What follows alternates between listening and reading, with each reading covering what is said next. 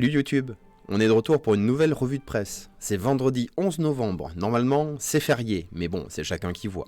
Et on est chez Tela Botanica. Alors, immédiatement, sans perdre de temps, on va se jeter. Et Kyriax, il me dit revue de presse sur les champignons aussi, eh ben on va voir. Là on est chez Tela Botanica, c'est plutôt botanique généralement. Éloge des lianes, ah, ça commence bien. Éloge des lianes, un monde méconnu. Les éditions Actes Sud publient cette année un ouvrage sur les lianes. Non mais ouvrage, on est d'accord que c'est masculin. Ouais, masculin, d'accord. Donc Actes Sud publie un ouvrage sur les lianes dont l'étude garde aujourd'hui encore une aura de mystère. Tiens, d'ailleurs, je me suis trompé de catégorie. Hop là, on va passer en mode discussion tant qu'à y être. Hop là, c'est bien. Peu étudié jusqu'à très récemment, les lianes gardent encore une auréole de mystère. Cet ouvrage retrace... Bien en arrière, hein. Voilà. Cet ouvrage retrace leur présence au fil des périodes géologiques, décrit leur habitat, leurs différentes stratégies d'adaptation aux biotopes qu'elles colonisent, les aspects multiformes de leur reproduction, leur richesse en molécules actives et leur résilience. Il évoque aussi les relations des lianes avec les arbres, ainsi qu'avec les animaux et les sociétés humaines qu'elles ont contribué à nourrir et à soigner depuis l'aube des temps. Des plus modestes aux plus emblématiques, les lianes ont encore beaucoup à apporter à notre connaissance du monde du vivant.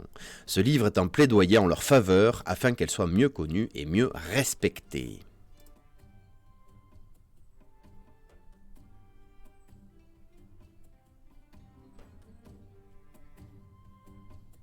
Ouais, vous avez deviné, je fais encore des petits réglages. Alors, magnifique ouvrage par Annick Schnitzer-Lenoble et Claire Arnold.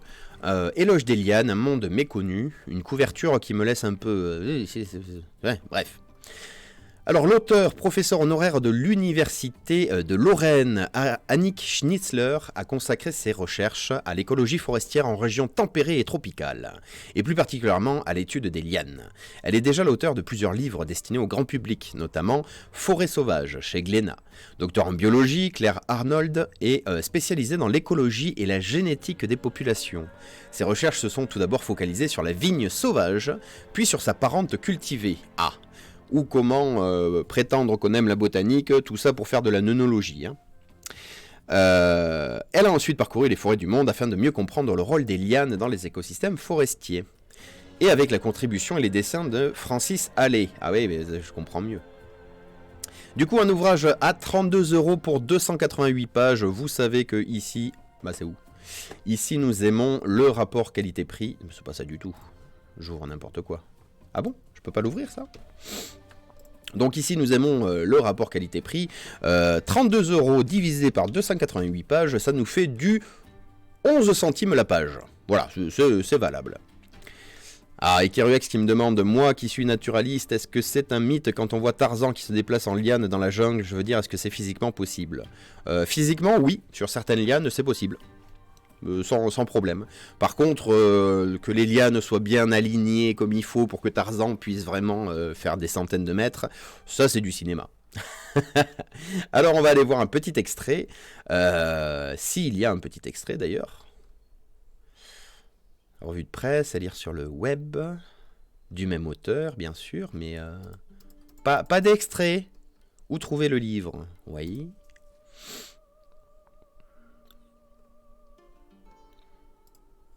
On a le 4e de couverture. Ah oui, non mais... C'est très gentil de faire des ouvrages sur les lianes, mais on sait qu'aujourd'hui on est attiré par l'image, il faut que ça soit sexy. Là c'est vrai que c'est dur quand même comme ouvrage. Et l'intérieur, on peut pas voir ? On peut pas voir l'intérieur. Oh, bon, bah ça part sur un 0 sur 20.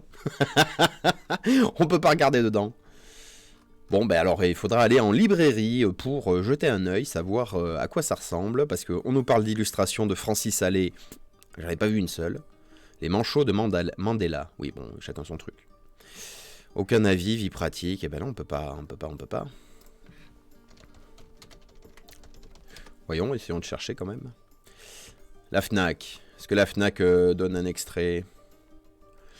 Je crois que texte sur image était exactement le même que sous la présentation. Je crois que le texte sur l'image était... Ah oui, d'accord, oui.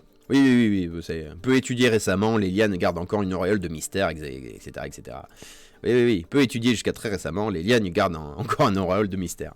Bon, bah écoutez, bon courage, allez à la FNAC, ou je ne sais où, allez chez votre libraire, pardon, demandez-lui, c'est chaud ça. Demandez-lui d'en avoir un pour juste jeter un œil. Ça va le ravir, le libraire. Ouais, vous m'en commandez un, je regarde dedans, si ça me plaît pas, je le prends pas, d'accord? Bref, ça c'est fait. Très bien. Alors, le MOOC Nature Adapt, un bilan positif et porteur d'espoir. Qu'est-ce que c'est? Alors le MOOC, les MOOC on en avait parlé, hein, c'est les formations en ligne que vous faites à votre rythme. Donc 3 mois après la fin de sa première diffusion, l'heure du bilan du MOOC... l'heure du bilan du MOOC Nature Adapt, agir en faveur de la nature face au changement climatique, a sonné. Avec une diffusion sur plusieurs semaines, 6400 inscrits ont été au rendez-vous. Alors voilà, le MOOC Nature Adapt est une formation en ligne gratuite et ouverte à toutes et à tous, qui a été diffusée de mai à juillet 2022, avec pour objectif de faire comprendre aux participants les liens entre la nature et le changement climatique, mais aussi de les inciter à l'action. Il y a un objectif caché. Cette formation a réuni un nombre révélateur de personnes déjà sensibles à cette problématique, avec une volonté de se mobiliser et d'agir. Voilà, donc vous avez le lien pour le teaser, le lien pour la présentation. 950 participants ont répondu au questionnaire de clôture, partageant un avis très positif, notamment sur la qualité des contenus pédagogiques faciles à appréhender et à comprendre. Parmi ces répondants, 590 ont estimé avoir déjà des notions sur le changement climatique qu'ils ont pu approfondir et enrichir grâce à ce MOOC. Du côté de la mobilisation citoyenne, l'action est à l'honneur, puisque 635 répondants au questionnaire, ont déclaré déjà agir, mais avoir appris de nouveaux modes d'engagement.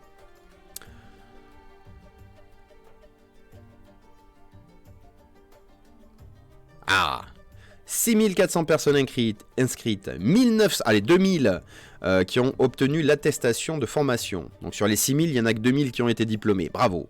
80% n'avaient jamais suivi de formation sur le changement climatique et 90% avaient des connaissances sur le changement climatique. Ah ben voilà, un petit sommaire. Donc le MOOC, les objectifs, on peut faire en plein écran? Non, ça marche pas? Non, hein? Ça c'est quoi? C'est quoi ça?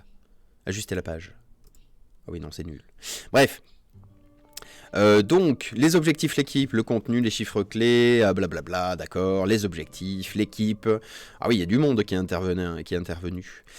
Prendre conscience du changement climatique, donc ça c'est les séquences contenues dans le cours gratuit, je le rappelle. Hein. Comprendre le changement climatique, décrypter le changement climatique, passer à l'action, transmettre, rêver. Ah ben bravo. Donc 4 vidéos à regarder, 19 activités pratiques, 6 quiz, 90 ressources complémentaires, des articles, des vidéos, des podcasts, et 3 webinaires par des intervenants du MOOC et des gestionnaires d'aires protégées. Voilà, donc il n'est pas trop tard, ce n'est pas parce que c'est passé. Si ils en parlent encore, c'est parce que c'est toujours disponible. Voilà. Les réseaux sociaux, la presse, les newsletters, les profils des MOOCers. Oh. Ah ouais, ah quand même. Entre 20 et 60 ans, pas mal. Des gens qui sont d'un peu partout dans le monde d'ailleurs. La Réunion, bien sûr. Je ne sais pas ce que c'est, mais une île là-bas. Le Canada, l'Afrique du Nord et l'Amérique centrale. D'accord. Bref, on va peut-être pas tout regarder, si. Ouais, voilà, très beau document de... Voilà. Faire un don, bien sûr. En attendant, rejoignez la communauté des MOOCers sur la plateforme Nature Adapt. Donc, si ça vous intéresse, allez voir la plateforme. Vous pouvez revoir les vidéos du MOOC, continuer à agir, les appels aux dons, le fonctionnement du groupe. Enfin voilà, n'hésitez pas à aller vous mettre en contact avec ce MOOC. Dans les ressources, bien sûr, vous allez avoir... oulala. La nature, le changement climatique et nous, la chaîne YouTube. Ah bon? Ils ont une chaîne YouTube, le projet Life? Incroyable.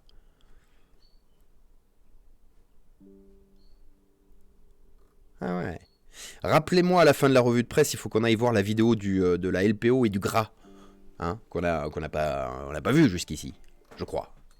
Enfin, il faut que j'aille jeter un œil, savoir s'il y a une nouvelle vidéo, dans tous les cas. Bref, ceci étant fait, le MOOC, Vous pouvez retrouver tous les enseignements de ce MOOC. Alors c'est où le lien? Là, c'est mieux. Voilà, plateforme Télaformation, donc c'est mooc.telabotanica.org, enfin bon, vous avez le lien. Hein. Vous pouvez retrouver, alors c'est où? Alors le teaser, bien sûr. Les gens qui sont intervenus, qui vont intervenir dans, enfin qui interviennent dans le MOOC. Et je ne sais plus où c'est, mais il y a un endroit où on peut retrouver tout. Hein. C'est où? Webinaire, sommaire, accès aux cours. Bah voilà, c'était sur la droite, cherchez le menu à gauche. Ah bon? Bon bref, faudra chercher, mais normalement vous pouvez retrouver absolument tout. Introduction. Voilà. Aide, référent, newsletter, bien sûr. Bon, il y a de quoi explorer. On va passer à la suite. Auprès de mon arbre, APA focus sur un projet de sciences participatives pour les enseignants. Ah bah tiens, allons voir ça. Auprès de mon arbre, APA. Pourquoi APA? Je ne sais pas. Focus sur un projet de sciences participatives pour les enseignants. Vous êtes enseignant et vous souhaitez engager votre classe dans un projet de sciences participatives sur les thématiques de l'écologie et de la biodiversité autour de l'arbre, avec des majuscules partout. Le projet Arborécole, ah, c'est drôle parce que c'est un jeu de mots. Donc le projet Arborécole est fait pour vous. Nous vous proposons une interview de Bastien Castagnier, coordinateur du projet Arborécole, qui vient de rejoindre la communauté auprès de mon arbre. Alors, il est écologue au laboratoire BioGeco. Ah, voyons si on va voir ce que c'est ce laboratoire. UMR BioGeco, Université de Bordeaux. Qu'est-ce qu'ils font? Tout refuser, bien sûr. Alors, qui sommes-nous? Ouais, par exemple. Ah, le petit oiseau. Ah, j'ai un oiseau dans le micro.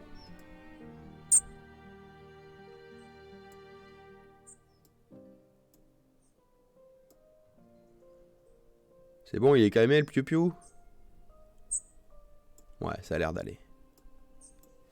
Ok, donc l'UMR BioGeco, Biodiversité, Gènes et Communauté, créée en 2003, unité mixte de recherche entre l'Université de Bordeaux, l'Université Monroe, c'est autre chose ça, et de l'INRAE, donc l'Institut National de la Recherche Agronomique, Agrologique et Écologique, bref, l'INRAE quoi. 110 personnes dans cette unité de recherche, très bien. Donc, il est écologue au laboratoire, il étudie les interactions entre les arbres et les organismes qui leur sont associés, il s'intéresse particulièrement aux insectes herbivores, et il essaie de comprendre comment les arbres se défendent contre leurs attaques, et comment ils sont aidés par ce qu'on appelle les ennemis naturels des herbivores, autrement dit, les prédateurs et les parasites des herbivores. Le projet Arborécole est en fait le petit frère d'un projet que je coordonne, donc c'est toujours, comment s'appelle-t-il? Bastien Castagnier qui parle. Donc le projet Arborécole est le petit frère d'un autre projet coordonné depuis 2018, le projet Tree Bodyguards, garde du corps des arbres. La filiation est intéressante. À l'origine, notre objectif était de comprendre comment le climat modifie la manière dont les arbres se défendent et sont défendus contre les attaques d'insectes herbivores. Nous avons réalisé une seule et même expérimentation avec une centaine de classes et une cinquantaine de scientifiques dans 17 pays d'Europe. Le principe de l'expérimentation était très simple. Au printemps, on fabrique 20 fausses chenilles avec de la pâte à modeler que l'on installe dans un chêne. Les insectes et les oiseaux insectivores les attaquent comme s'il s'agissait de vraies chenilles. Au passage, ils laissent une trace de mandibule, l'équivalent des dents pour les insectes. Ou alors une trace de bec. Il nous suffit de compter combien de fausses chenilles présentent de telles marques pour quantifier l'activité des prédateurs. En même temps, on observe les feuilles des chênes pour déterminer combien ont été mangés par les herbivores. Cela nous permet de relier l'activité des prédateurs à celle des herbivores. Et comme l'expérience est répétée dans 17 pays, certains étant plus chauds, par exemple l'Espagne, et d'autres étant plus froids, par exemple la Suède, alors on peut comprendre comment le climat modifie les relations entre les arbres, les herbivores et les prédateurs. Le fait est qu'à mesure que l'on avançait dans notre étude, on s'est rendu compte qu'il nous manquait quelque chose. En effet, sans qu'on ait pu le prévoir à l'avance, certaines écoles étaient en ville, d'autres à la campagne. Or, on sait, par ailleurs, que la biodiversité, et notamment celle des oiseaux, est très différente entre la ville et la campagne. C'est de là qu'est venue non pas l'idée, mais la nécessité de recentrer le projet sur les effets de l'urbanisation. Voyons, on va voir la petite vidéo. Allez. Au secours. Allez, d'accord. Alors, on va voir la petite vidéo, mais d'abord, il faut peut-être régler ce son. Hein, vidéo, paf. Ligne 1, paf. Est-ce que c'est bon? Oh, c'est incroyable. Mais c'est très fort, donc bougez pas. On la refait en moins crispé. Plein écran, sous-titres. Hey!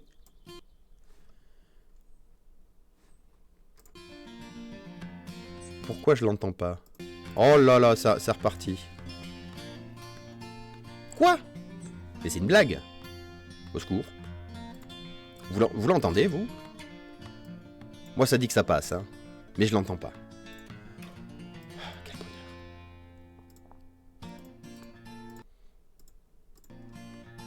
Voilà. On l'a refait en moins crispé. Tout va bien. OBS ne s'est pas du tout mis à jour. C'est reparti.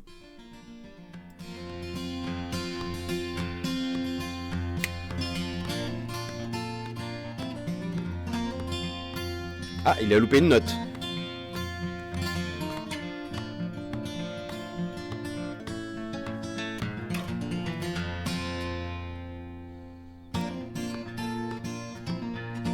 Alors tout est dit, hein.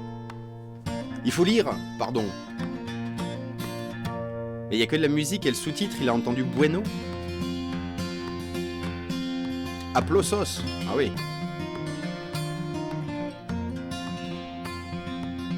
Bon, en gros, ça illustre très bien ce qu'on a dit jusqu'ici, hein.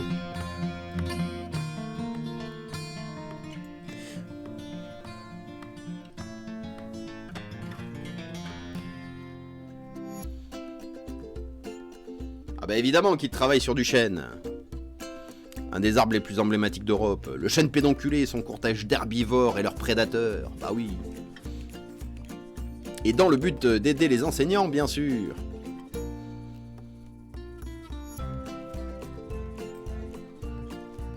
Ah, ça ressemble donc à ça, des chenilles en pâte à modeler.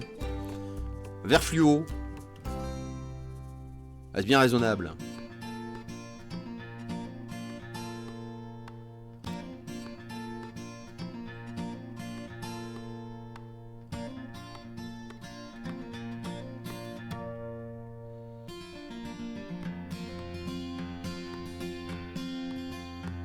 Oh, les belles chenilles!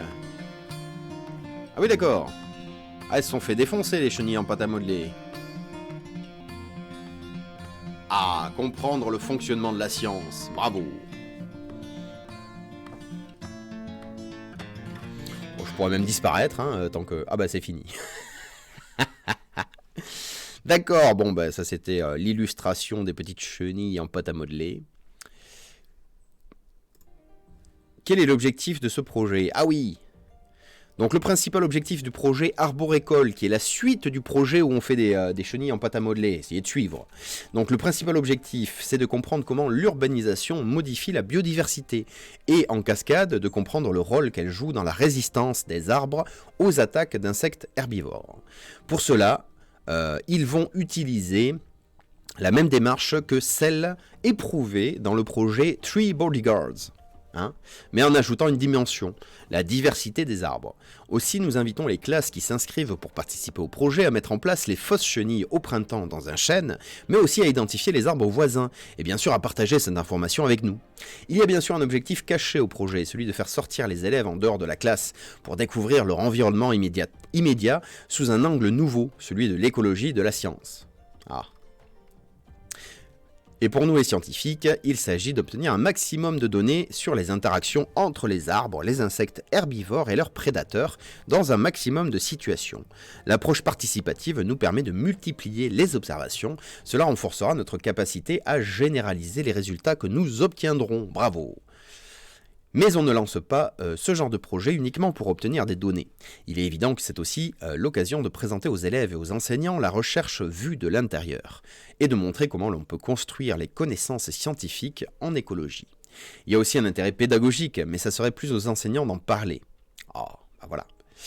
À ce jour, donc fin octobre 2022, le projet est établi avec 45 classes de l'école primaire jusqu'au lycée, soit environ 1300 élèves. Il est encore temps de rejoindre le mouvement. Nous acceptons les inscriptions jusqu'en février 2023. Oh! Et nous avons beaucoup échangé avec les enseignants et les élèves depuis le lancement du premier projet en 2018, ce qui nous a permis de progressivement faire évoluer le projet et les contenus à destination des élèves. Et cela nous a permis de découvrir la diversité des actions menées par les enseignants autour du projet, du blog à l'émission radio en passant par l'art plastique. C'est toujours un plaisir. L'arbre voyageur, Ourlou pédibus pédibus. Alors comment participer au projet? Si vous êtes enseignant et que vous voulez, enfin que ça vous intéresse, il y a le site du projet, il suffit de s'inscrire. Donc on est sur le site de l'INRAE, bien sûr. Apparemment tout le budget est parti dans le graphisme. Voilà, donc n'hésitez pas à aller vous renseigner si ça vous intéresse et si vous êtes dans le milieu de l'enseignement. Paf! Qu'est-ce qu'il y avait d'autre? Rien? Non, rien, c'était fini.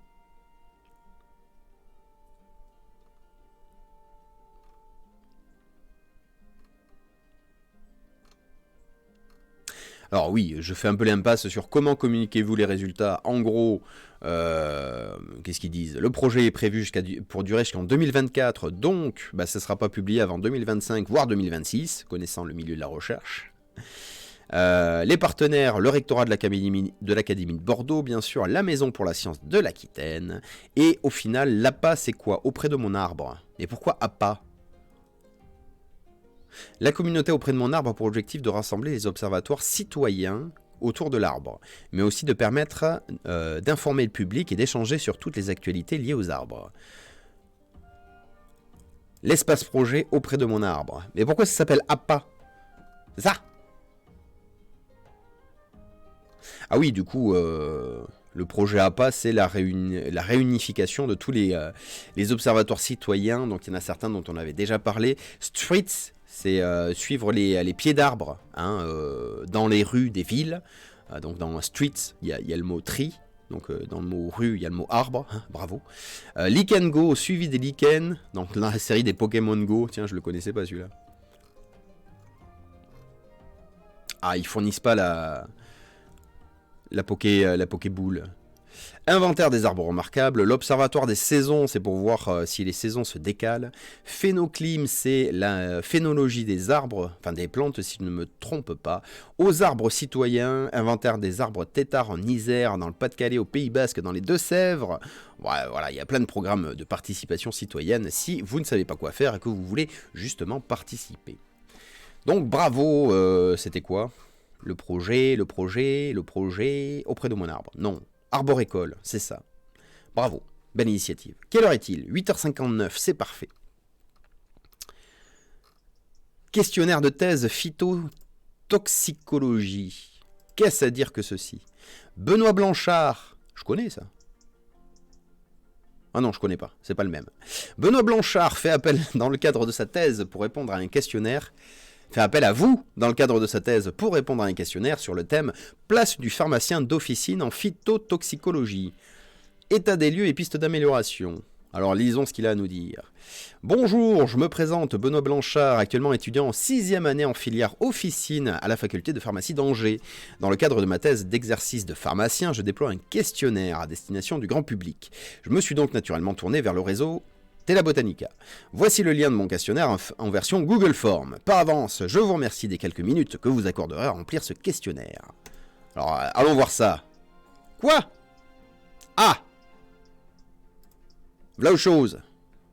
Comment ça, impossible d'ouvrir le machin?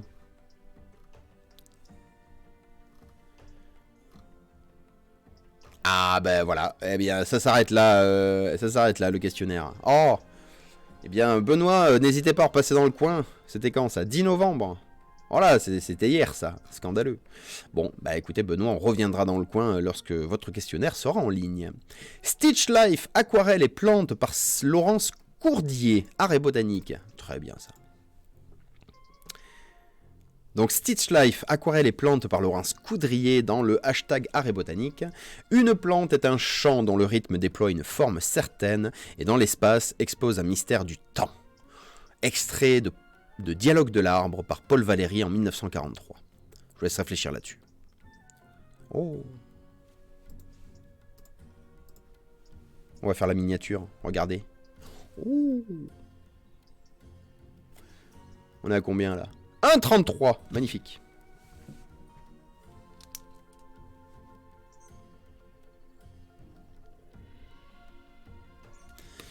Paf, sortons de là. Du coup, je vous convie à une méditation visuelle botanique. Stitch Life. Stitch signifie coudre. Une série d'aquarelles. Donc la vie cousue. Ah bon? Une série d'aquarelles, sorte de nature morte, qui apparemment se dit still life en anglais, où des plantes sont cousues dans le tableau. L'aquarelle et la plante sont soumises au travail de l'aiguille. Ah oui, d'accord. Dans Stitch Life, la plante guide l'aiguille. Celle-là capture un instant de la gestuelle éphémère de la plante et l'inscrit dans le rythme du pinceau. Les arabesques de la plante sont prises au piège. On la refait. Les arabesques de la plante sont prises au piège du fil et sont comme un écho au tracé de l'aquarelle. Cette exploration de la couture et de la botanique est une rencontre de deux univers pas si étrangers l'un à l'autre. Les fils proviennent de la transformation des plantes. Oui, non mais évidemment. Si on part par là, on peut coudre de la purée sur... Enfin bon, bref. Donc, pétales de coquelicot cousus. Ouais. Nos gestes lents, concentrés sur notre ouvrage de couture, tissent une nouvelle organisation végétale. Ce travail nous invite également à réfléchir aux gestes et à leur rythme. Chacun des gestes minutieux du processus créatif témoigne d'une durée qui se mesure par la matière transformée. Ah bon ? Dans la constitution d'un herbier, ce temps s'est arrêté. Dans un ouvrage de dame, c'est un temps intime, hors du temps.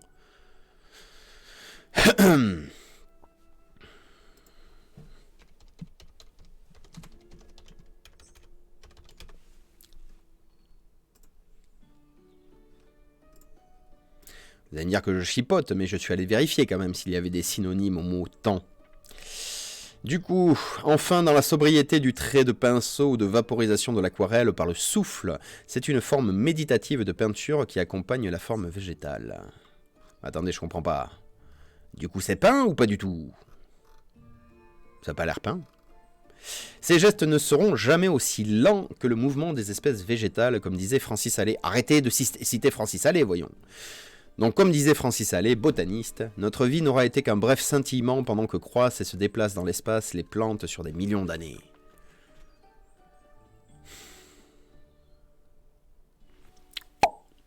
Et longtemps après que nous aurons posé notre ouvrage, les plantes, elles, continueront leur gestuelle. D'accord. Bouton de pivoine emballé. Alors, autant je vous avoue, j'étais très emballé par celle-là, là. Autant... Bon, les autres, c'est un peu moins ça. Mais bon, c'est subjectif. Cette série Stitch Life a commencé en 2005, avec la collecte en différents endroits de tissus végétaux avec l'objectif de pérenniser leur forme unique en les sertissant tel un joyau à l'aide de fils de couleur. Cette phrase est trop longue. Collecter des plantes d'origine lointaine ou d'ici et les lier à un autre espace par le geste méticuleux de la couture, les libère de leur destinée précaire et nous donne l'illusion de l'éternité et de leur immanence. Immanence. Ça faisait longtemps qu'on n'avait pas appris des mots, dis donc. Caractère de ce qui est immanent. Merci. Qui est contenu dans la nature d'un être, ne provient pas d'un principe extérieur, s'oppose à transcendant. Ah! Ouais.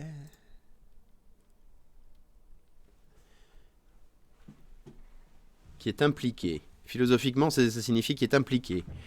Théologiquement, ça signifie qui réside dedans. Ah oui, on n'est pas arrivé, quoi.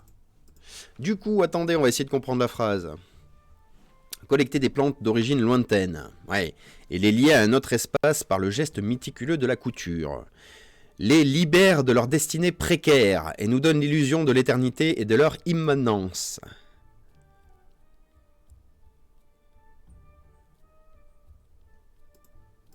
C'est moi ou c'est du contemporain? Bref. Je sais même pas pourquoi je pose la question. J'ai reconnu que c'est du contemporain. Une nouvelle série de Stitch Life réalisée en 2011 continue à explorer le pouvoir évocateur des plantes liées au fil et au tracé du pinceau dans la mise en scène, cette fois de la multiplicité de l'accumulation. Oui, bien sûr, évidemment. Mais où est-ce qu'il y a peinture? C'est ça qui me pose question. À quel moment il y a peinture?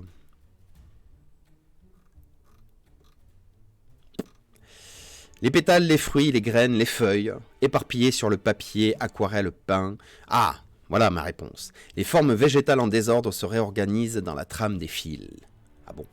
L'utilisation du fil se prête à la technique picturale de mélange de couleurs. L'aquarelle est utilisée pour sa qualité diaphane et fluide et devient le support à l'expression de la plante et des fils. De l'aquarelle au fil, une trame se dessine et capture un instant de la vie de la plante. Oh! Eh ben j'aime pas. 24 aquarelles Stitch Life faisant chacune environ 42 par 32, 42 cm par 32 bien sûr, encadrées. Les matériaux utilisés sont du papier aquarelle 300 grammes, peinture aquarelle, fil à brocher, etc., etc. Ah mais en fait c'est de la pub. Oh que c'est moche.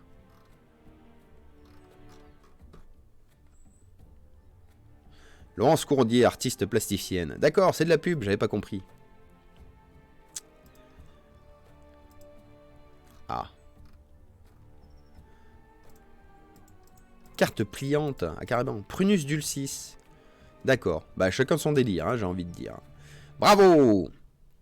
Donc ça faisait partie de l'article, enfin de la série, pardon, Art et Botanique, demandé par Tela Botanica. Si vous avez un lien, un avis, des choses à montrer dans le thème de l'art et botanique, n'hésitez pas à aller sur Tela Botanica. Je reste quand même très séduit par celui-ci, voilà, j'avoue. J'aime pas, mais celui-ci me séduit bien. 9h07, oh bah ça va. Le dessin botanique, une relation vivant. Ah bah on y va, on continue dans Art et Botanique jusqu'au bout. Le dessin botanique, une relation au vivant, hashtag art et botanique. Gilles Guégan nous propose son point de vue sur la relation entre le dessin et l'observation des plantes. Donc là, point de vue, attention, c'est relatif.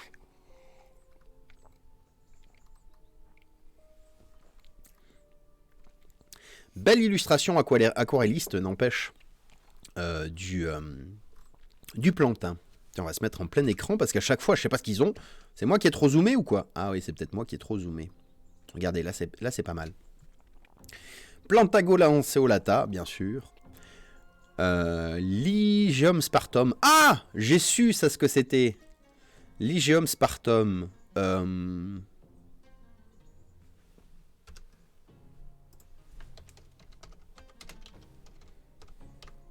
C'est un cousin de Nardus stricta, non? Bah elle a pas un nom français. La Sparte vivace. Ah bon? La Sparte vivace. Macramé de Sparte. On peut faire plein de trucs. Exploitation. La feuille de Sparte comme celle d'Alpha sont utilisées en passementerie. La passementerie regroupe l'ensemble des productions en fil de toute nature utilisées en décoration vestimentaire ou architecture intérieure. Croyable. Bon, trêve de blabla. En termes... Ça commence là? Ouais, allez, c'est parti. En termes d'illustration botanique, la question qui se pose n'est-elle pas avant tout celle de l'utilité du dessin à l'ère de l'imagerie électronique et de l'accès facile à la photographie? L'art contemporain ne nous a-t-il pas appris la remise en question continuelle de nos outils et cadres de perception comme méthode? Par ailleurs, l'évolution des technologies de l'image n'a-t-elle pas rendu obsolète toute velléité à représenter le réel par le dessin? Le dessin demeure pourtant, et la main... Alors attendez. Accrochez-vous. Le dessin demeure pourtant, et la main, la nécessité profonde d'exprimer et de saisir le réel avec les outils les plus simples. Le dessin demeure pourtant la nécessité profonde d'exprimer et de saisir le réel avec les outils les plus simples. Les plus proches du corps, dont l'œil, est devant nous, parmi tous les objets du monde, les plantes. Les plantes, je devrais dire le végétal, qui suscite un regain d'intérêt pour des raisons évidentes d'urgence écologique.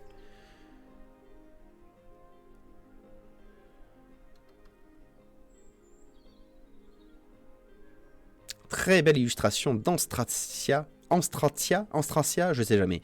Major, Astrantia,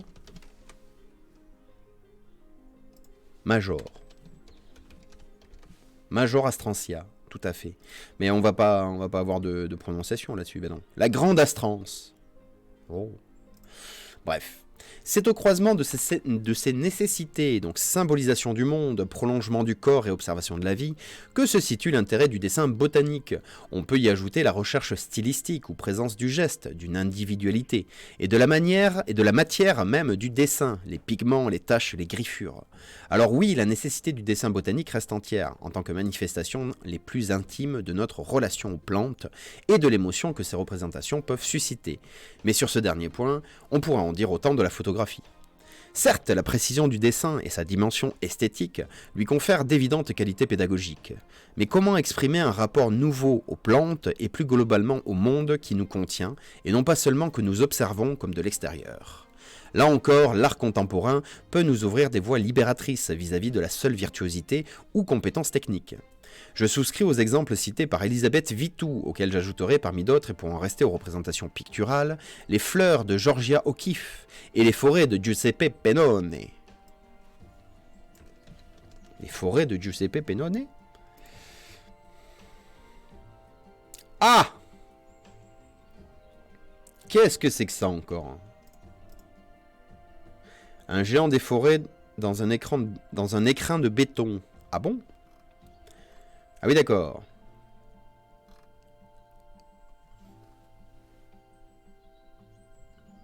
Oh non de Zeus.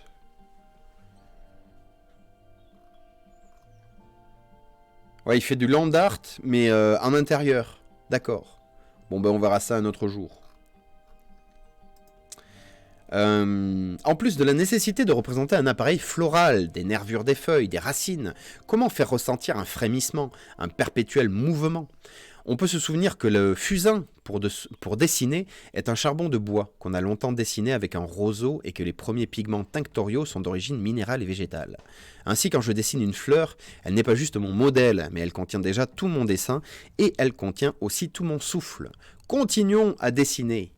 Oh. Très belle représentation aquarelliste d'une chicorée sauvage. Bravo.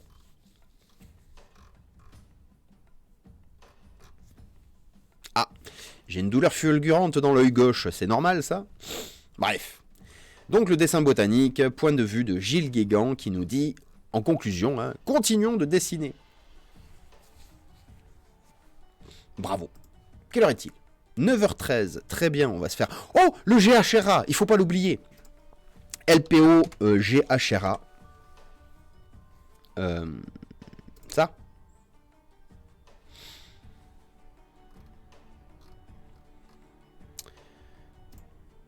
Attendez, il y avait Ah, au secours, pause. 6 novembre, 13 novembre. Ah ben, Jurassic GHRA, c'est celui-là qu'on n'a pas vu. Alors pour rappel, qu'est-ce que c'est ? Pourquoi on est là ? Pourquoi je suis tout excité ? Parce que la LPO, avec le GHRA, donc le groupement, c'est là, groupement herpétologique Rhône-Alpes, n'est-ce pas ? On fait une web-série dont on se mate les épisodes depuis plus d'une semaine. Et là, il y a le dernier qui est sorti. Incroyable ! Encore mieux que... Encore mieux que la série Le Seigneur des Anneaux. Avez-vous vu cette série ? Qu'en pensez-vous ? Laissez-moi vous dire une chose, je suis déçu.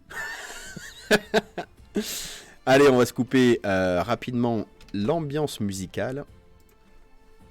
Pause. Voilà. Ah bah du coup, on a les jets des chaînes dehors qui se rappellent à notre bon souvenir. Est-ce que la ligne 1 est active ? Bien sûr. Est-ce qu'on a mis les sous-titres ? Bien sûr. Est-ce que c'est tout blanc ? Bien sûr. Eh bien, je propose que on y go. Attendez, je vais disparaître. Bah ça marche pas. Bravo. Messieurs, dames, les alertes s'intensifient. Et il faudra rester vigilant.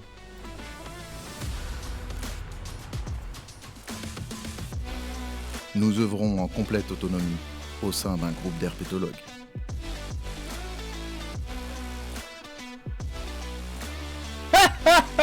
Plus efficace qu'une bêche. Nos agents font preuve de calme et de pédagogie. Tu connais la différence entre toi et moi ? C'est que sur moi, c'est la classe. Vous êtes ici car vous êtes motivés et impliqués. On l'a vu, non ? Mais aussi, et surtout, car vous souhaitez agir. Et les reptiles ont besoin de vous. C'est pas le bon! Ils sont... Personne m'arrête! Personne me dit rien! Non mais attendez! C'est pas le bon épisode! Harpin Black, on l'a vu!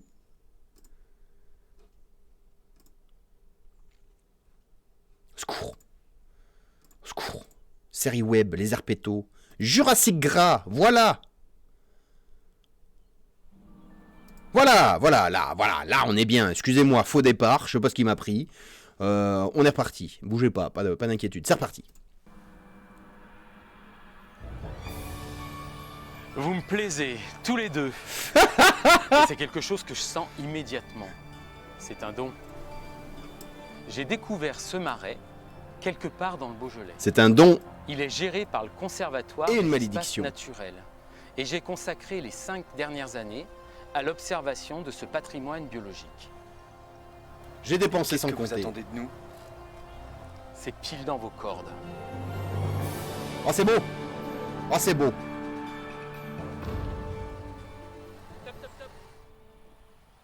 Comment ça, top? C'est fou de trouver tout ça ici. Incroyable. Des plantes. Elles se déplacent en troupeau.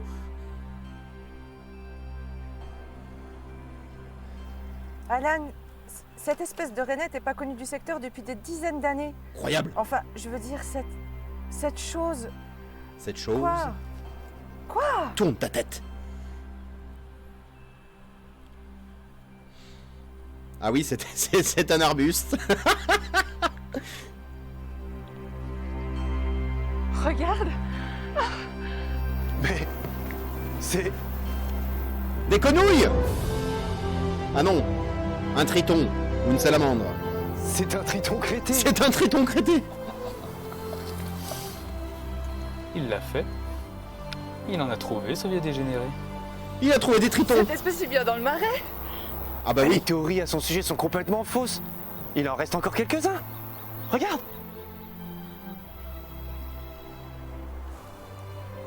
Et ils se reproduisent, ces tritons? Ils atteignent quelle taille? 12, 13 cm?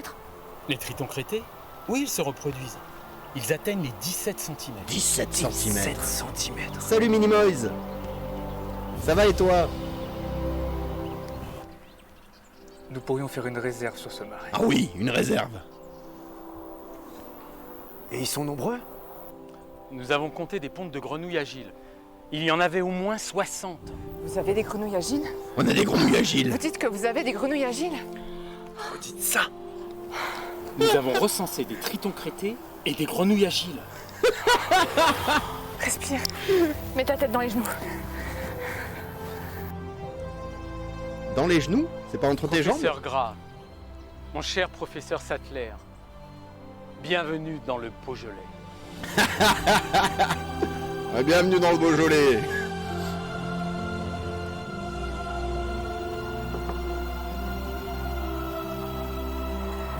Comment vous avez fait? J'ai dépensé sans compter. Dis-le. Dis-le. On va vous expliquer. Ah non. Il l'a pas dit. La déception est grande. Quand je me balade en pleine nature, j'observe presque toujours des animaux. Ah bon? Non, n'allez pas dans les hautes herbes. N'allez pas dans les hautes herbes. D'ailleurs, le plus souvent ils fuient rapidement, mais parfois nous pouvons avoir la chance de les voir. Dans le cas présent, Ellie et le professeur Gras viennent d'observer un lézard à 2 raies. Ils peuvent donc transmettre cette observation à la communauté naturaliste grâce à l'application mobile Naturaliste. Comment ça, elle a adoré? Cette récolte de données participatives nous permet d'identifier les espèces présentes dans le secteur et de mieux pouvoir les protéger face aux menaces qui pèsent sur elles. Ah, le participatif, c'est Alors, la tout vie. le monde peut transmettre ses observations sur l'application Naturaliste? Mais tout à fait. Ou alors en transmettant ces observations à l'association naturaliste la plus proche de chez soi. Moi j'ai vu un crapaud commun dans ma mare. Je peux s'y aller? Mais bien sûr. C'est une super bonne nouvelle en plus. Ça veut dire que tu as trouvé un crapaud dans un espace qui maintenant est protégé grâce à ton observation. Et ça s'appelle les sciences participatives. Et paf, le 4e mur qui vole un éclat.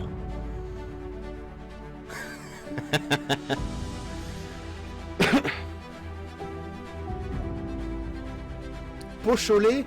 Qu'est-ce que c'est du pocholet? Ah bah attendez, on voit pas.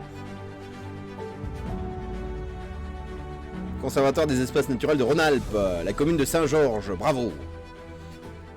Bon ben voilà, le nouvel épisode du gras. Jurassic Gras. Bon. Ah, ça part sur le suivant. Non mais on se l'est déjà fait. Alors on en pense ce qu'on veut, mais moi j'aime bien. Et les mecs s'amusent et ça fait plaisir. Ah, ça tombe dans le vide. Allô? Bon ben goodbye.